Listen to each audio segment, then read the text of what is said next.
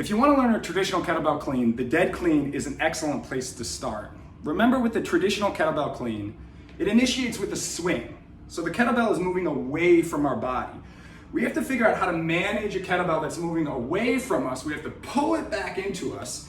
We gotta wrap that kettlebell around our wrist. We gotta punch through at the top. We gotta find that good wrap because there's a lot happening. The dead clean simplifies this process because there's no swing. So the kettlebell's not moving away from us. The kettlebell is simply moving up and down. It's far more squatty and it's less swingy. This teaches us how to wrap the kettlebell around our wrist, and really it helps us figure out how to take a kettlebell from the ground to a rack position in the most efficient way possible.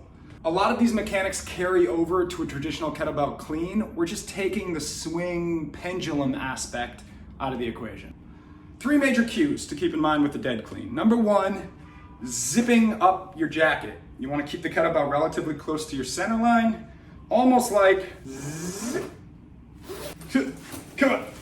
So hot in here. Cue number 2, you want the kettlebell to wrap around your wrist. You don't want it to flop over your wrist. It's almost like you're putting on a backpack. Ooh.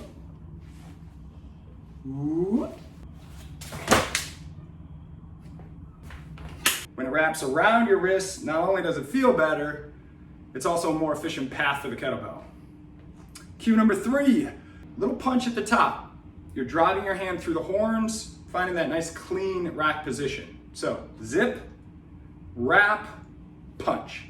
When we're setting up for a dead clean, you want the handle here in line with your ankle bones. All right, so the kettlebell's a little farther back in your stance than might feel comfy. Nice solid squat pattern. I like this left hand in this sprinter position. This left hand is gonna mirror the rack position of that right hand once we get there. In slow motion, this is what it looks like.